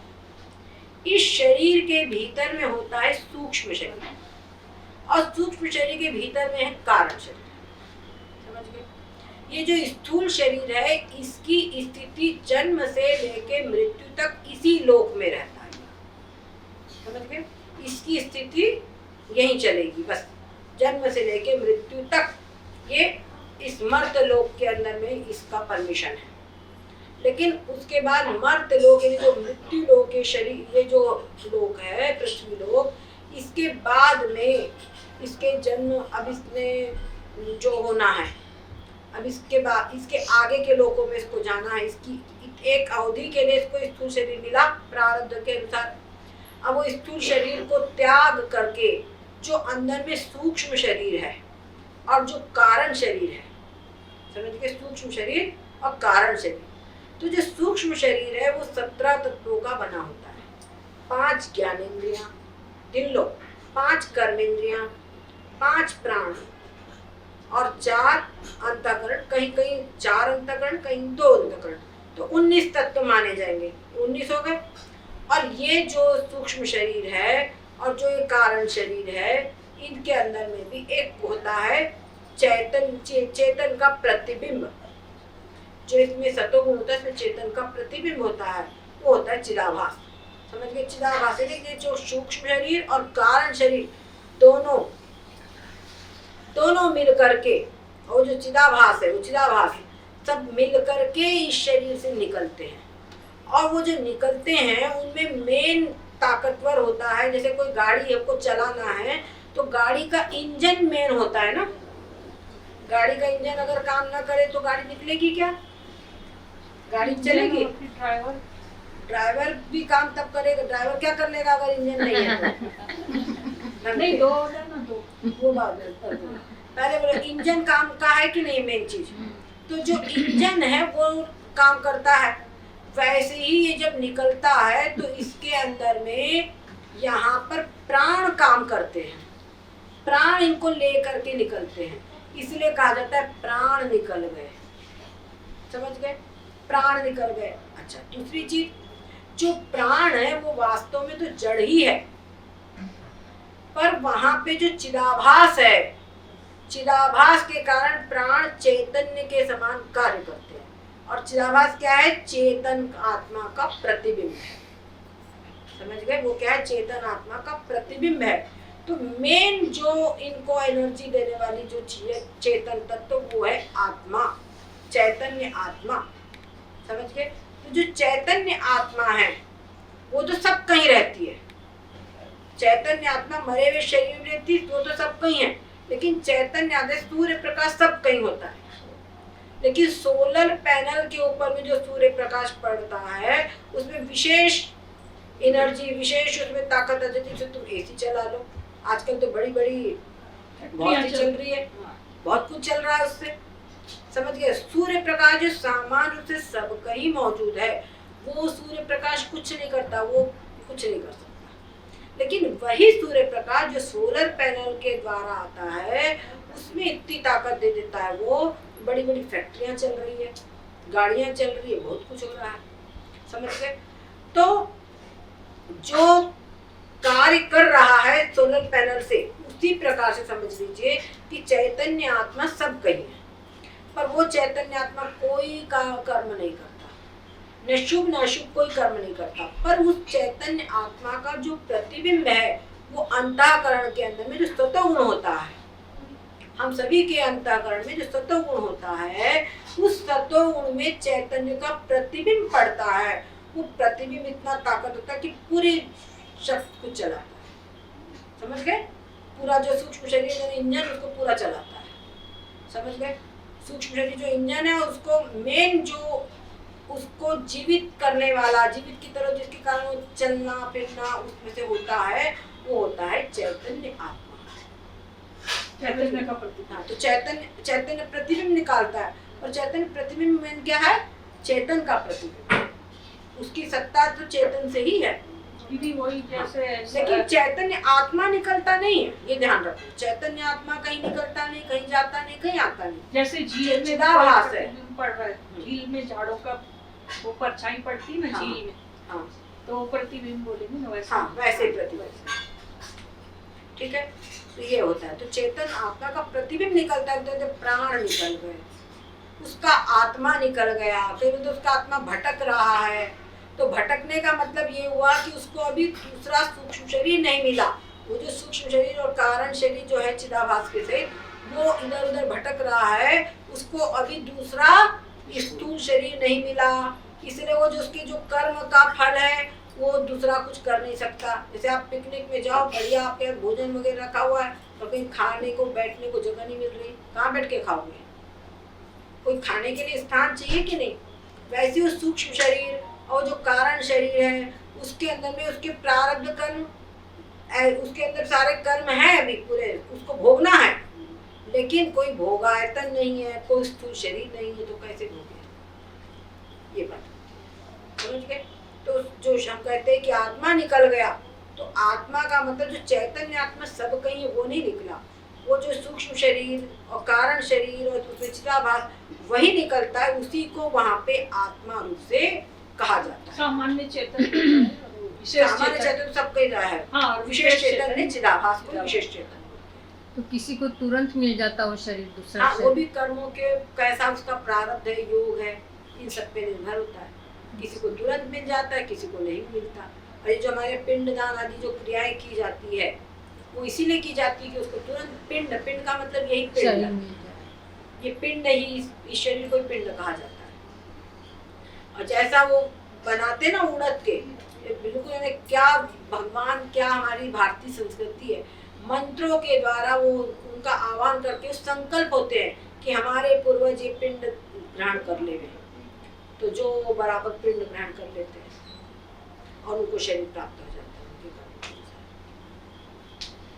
ठीक है? तो दीदी जैसे अगर कोई चला गया, तो अगर हम उनके लिए अगर केवल नाम जब उनको समर्पित करें, जैसे घर में बैठकर, हाँ, तो वो उन तक पहुंचता है क्या? बिल्कुल पहुंचेगा, क्यों नहीं पहुंचेगा, बिल्कुल पहुंचेगा। तो उनके नाम से एक माला, दो माला, हाँ, जपना। बिल्कुल करो, बिल्कुल। और ये जो नाम से अपन वो चिट्ठी लिख लिख के वो अपन गंगा जी में डुबाते हैं, उसका यानी सही में मिलता है क्या वो? मुझे चिट्ठी निकालने का ये मालूम, लेकिन ये बात है कि आपका संकल्प जब उसमें रहता है तो मिलना चाहिए।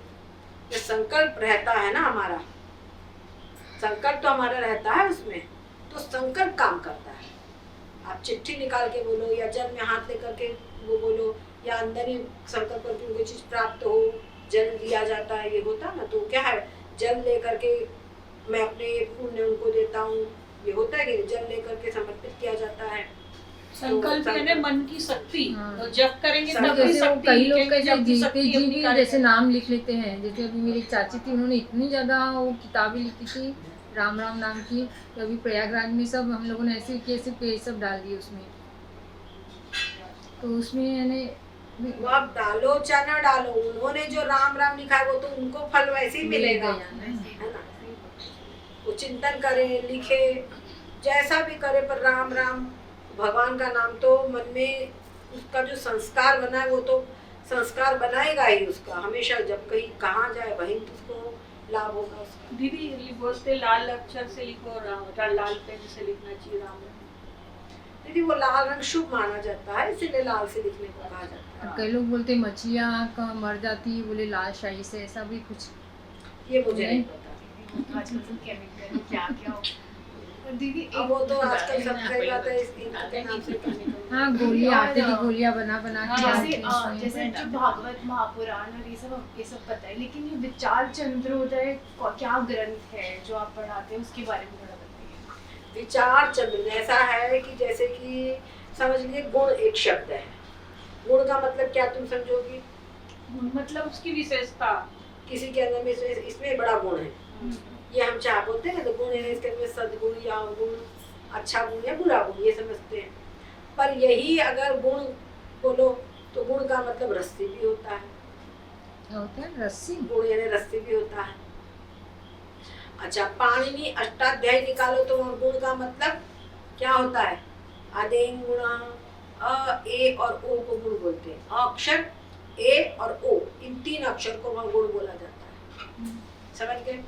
अब जो तुम पढ़ रहे हो, अच्छा गुण का मतलब वेदांत में गुण यानी तीन गुण भी होते हैं, सतोगुण, रजोगुण और तमोगुण।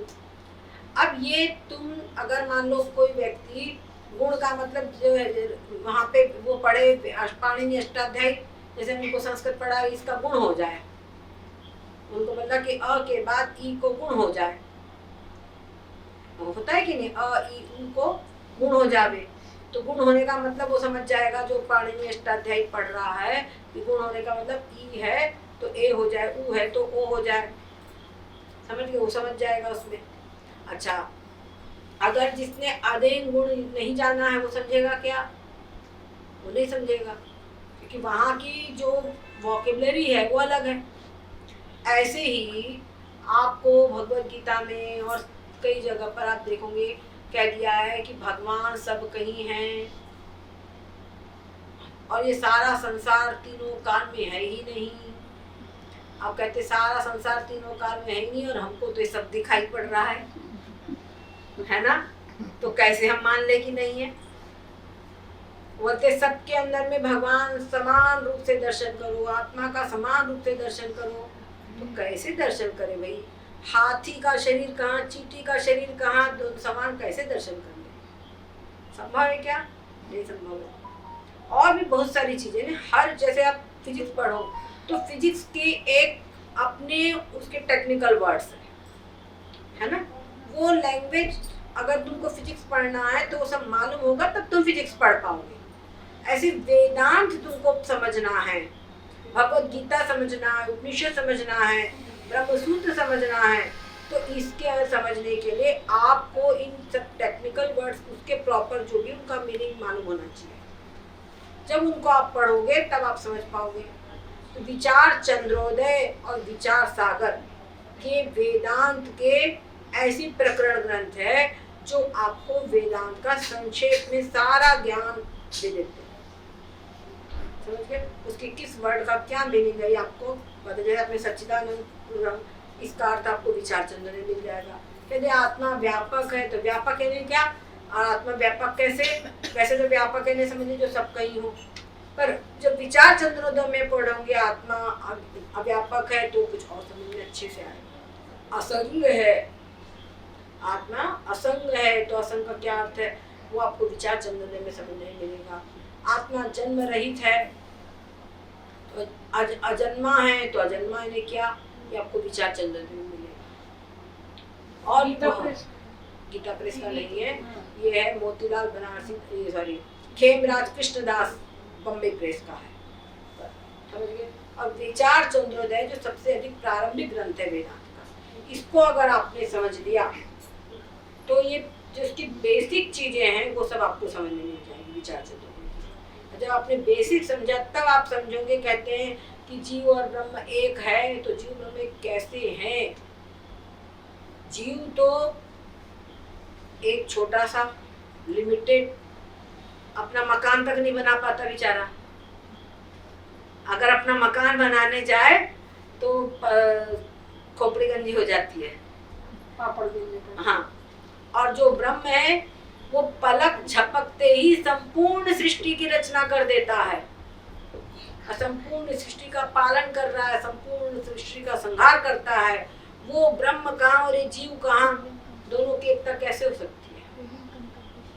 समझ गए? दोनों की एकता कैसे हो सकती है? ये सब पूरी आपको प्रक्रिया समझनी होगी।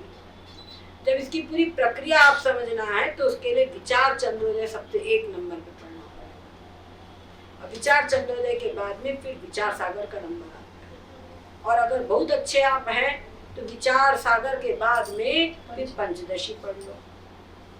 इनके यहाँ पर सब चलती ग्रंथ महीना भर खूब चले इन लोगों के ग्रंथ। एक इनके यहाँ चले और एक छतरपुर में, छतरपुर के अंदर में भी उमा बहन जी उन लोगों के यहाँ स्वामी जी खूब रहे हैं, खूब पढ़ाने सब चीजें। उनके यहाँ पर सब ऐसे ग्रंथ मिलते हैं पूरे, क्या समझे? इनके यहाँ कौन पढ़ता है आपके यहाँ?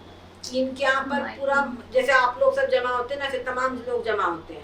वो अभी नहीं, अभी 70-80 जब साल ये से। 3 साल की थी तब तब से इनके राज्य में 3 साल की नहीं, उससे भी पहले का। 2.5 साल से ही। और इनके यहाँ तो जो अभी बड़े भी स्वामी जी चलता थे है। ना वो आते थे। इनके यहाँ पर की जो भाभी है रश्मि, उनको बहुत ये रही कि मम्मी चले जाए तो मैं चला पाऊंगी कि नहीं, मैं चला पाऊंगी कि नहीं, उनको बहुत रहा।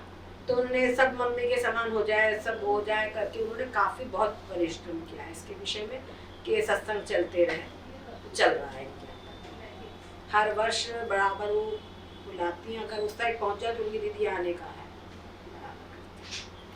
मेरे पापा छोटे थे, शादी भी बाद में हुई गुरुदेव के आने के बाद मेरे पापा की। तो ये बात हुई। और किसी को कुछ पूछना हो तो पूछो। विचार चंद्रोदय हमने बता दिया। विचार चंद्रोदय अगर आपने पढ़ लिया तो हम तो कहते हैं अपने कल्याण के लिए विचार चंद्रोदय भी बहुत अच्छा है। बहुत कुछ आपके डाउट्स क्लियर हो जाएंगे, समझ में आ जाएगा कि मैं, और अनुभवात्मक रूप से आप पहुंच सकते हैं। जैसे कई संत लोग बोलते कि जैसे इस जन्म में अपन ने मामूली भी नाम ले लिया, एक नाम भी ले लिया तो वो व्यर्थ नहीं जाता, उसका भी फल व्यर्थ मिलता तो नहीं है, जाता, उसका नाम भी जा- फल मिलता है। नाम लिया व्यर्थ जाता है तो हमने कभी कहा ही नहीं। व्यर्थ बोलने का भगवान मतलब कि नाम उसका लिया भी व्यर्थ तो नहीं जाता, बिल्कुल सही है, उसका भी फल मिलता है। जैसे बिल्कुल फल उन्होंने मिलता है। आपने जो एग्जांपल दिया कि इतनी गीता पढ़ी, उसको पूरा कंठस्थ था, तो फिर उसको कसाई के घर में कैसे जन्म ले सकता? ये क्या होता है कि अपना अंतिम समय में क्या उसका चिंतन रहा, क्या रहा, इसके अनुसार उसको कसाई के घर में जन्म मिल गया। लेकिन अब जैसे प्रहलाद जी थे, आपको बता रहे हैं, प्रहलाद जी अपने पूर्व जन्म में एक ऋषि थे, लेकिन राक्षसों के भय की वजह से कई युद्ध भूमि में उनकी मृत्यु हुई, राक्षसों के भय से। तो उस मृत्यु के वजह से उनको असुर योनि प्राप्त हुई, क्योंकि अंत समय में असुरों का भय था। लेकिन उनका जो ज्ञान था वो कहाँ नष्ट हुआ? जो उन्होंने भगवत भक्ति की थी वो कहाँ नष्ट हुई? तो वो उनको मिली। आज प्रहलाद जी भक्त शिरोमणि, बड़े बड़े ऋषि मुनि उनका आदर करते हैं, तो उनका वो जो भगवत चिंतन है वो कहाँ व्यर्थ हुआ? वो चिंतन व्यर्थ नहीं होगा। ऐसे गजेंद्र है, वो पिछले जन्म में इंद्रदुम्न नाम के राक्षस थे, राजा थे, इंद्रदुम्न नाम के राजा थे। उस जन्म में उन्होंने अपना राजपाट सब पूरा अपने पुत्रों को संभला करके आ गए, वो अपना भगवत चिंतन तपस्या में रत थे, ये मनुष्य शरीर का मैं उपयोग करूं, उसमें थे। अगस्त जी ने जाके उनको शाप दे दिया। उन्हें सोचा कि राजा है और अपने कर्तव्य कर्म का त्याग करके ये यहाँ पे हाथी के समान बैठा हुआ है, तो उसको जा तू हाथी के समान बैठा है, तू हाथी हो जाए। उसको शाप दे दिया, वो हाथी बन गया। तो सोचा प्रारब्ध है, क्या बोलूं। लेकिन उनका जो भगवत चिंतन क्या हुआ था, वो गजेंद्र की योनि में भी आ गया कि नहीं आ गया? तो उसने भगवान को पुकारा और भगवान आए और उनको मुक्ति दिए और गज के शरीर से भी छुड़ा लिए, और जो वो मतलब उनको मोक्ष भी उनका हो गया उसी में, क्योंकि वही उनका एक था, बंधन था, वो बंधन भी समाप्त हो गया और वहां उससे छूट गए, वो छुटकारा मिल गया। भगवान का नाम कभी व्यर्थ नहीं जाता, क्या समझे? कभी व्यर्थ नहीं जाता।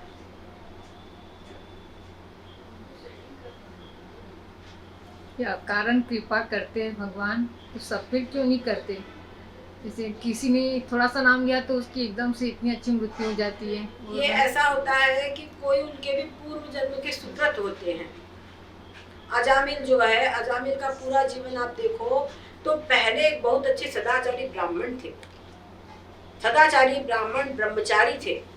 वो अपने पिताजी के लिए ईंधन लेने के लिए, संविधान लेने के लिए जाते थे बराबर। एक दिन वो गए, रास्ते में उन्होंने एक उल्टा स्त्री को देखा और वो उसको देख करके वो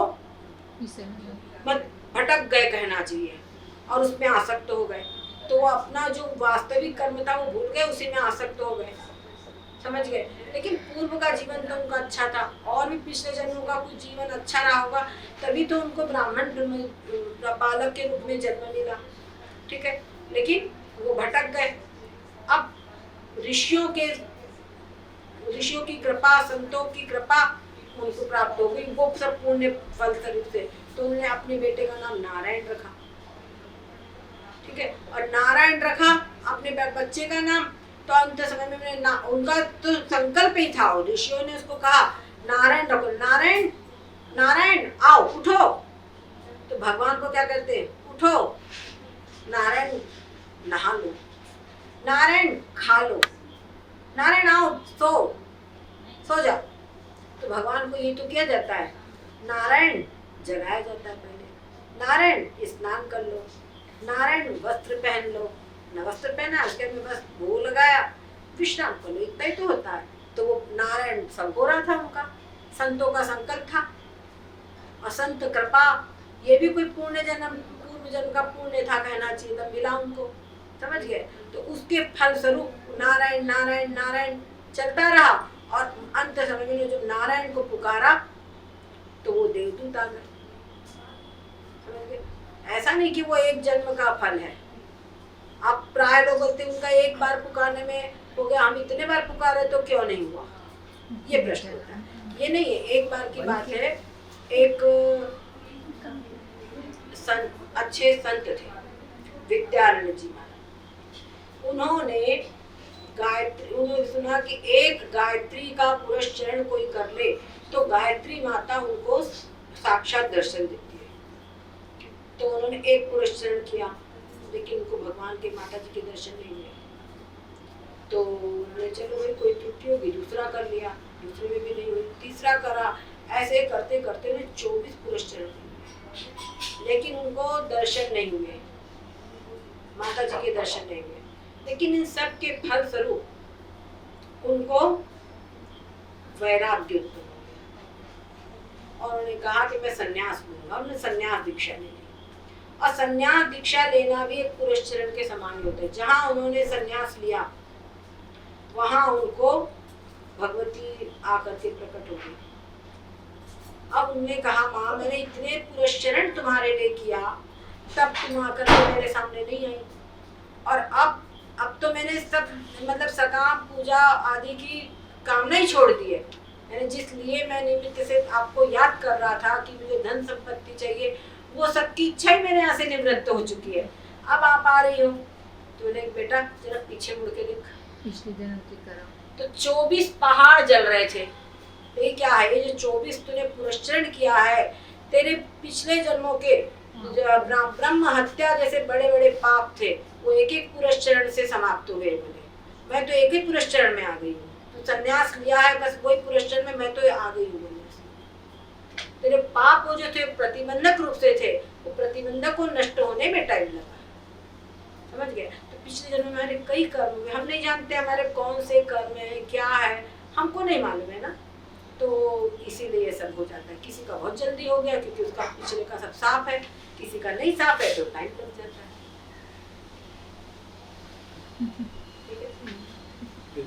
जा रहे हो? हाँ, वो बेटी का क्लास का टाइम। एक सेकंड। चलो आप आए, अच्छा लगा। कड़ी ज्योति दीदी के घर में है, हरी दीदी एक प्रसाद भैया जी प्रसाद और अंदर भी प्रसाद लीजिए। भाई वो टाइम हो गया, बस ये काफी है, प्रसाद थोड़ा सा ये काफी है, समय हो गया, अब ले जाओ थोड़ा। ये काफी है। ले लो ले लो।